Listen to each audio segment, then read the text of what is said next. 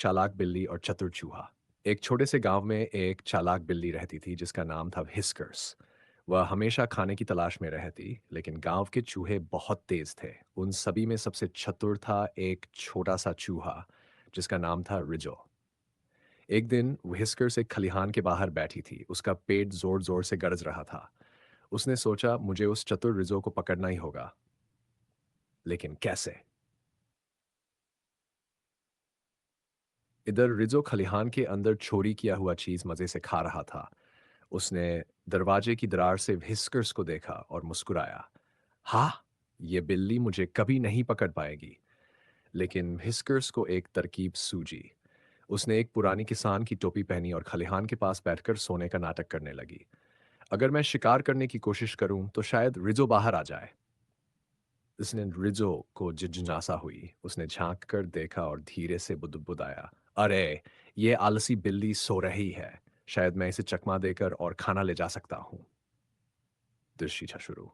जैसे ही रिजो धीरे धीरे बाहर निकला, व्हिस्कर्स ने झपट्टा मारा। लेकिन रिजो बहुत तेज था।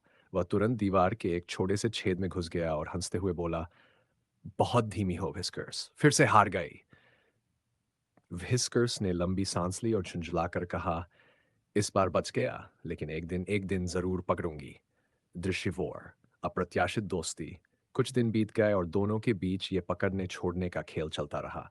लेकिन एक रात अचानक एक बड़ा उल्लू उड़ता हुआ आया और उसने रिजो को पकड़ने की कोशिश की। रिजो घबरा गया। उसने मदद के लिए इधर उधर देखा, लेकिन भागने का कोई रास्ता नहीं था। अरे नहीं, कोई बचाओ! व्हिस्कर्स ने यह देखा और उसकी आंखें चौड़ी हो गई।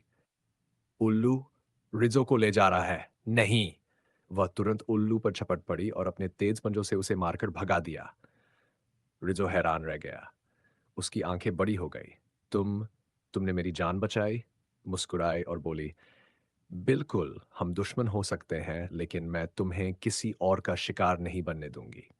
उस दिन के बाद व्हिस्कर्स और रिजो अच्छे दोस्त बन गए।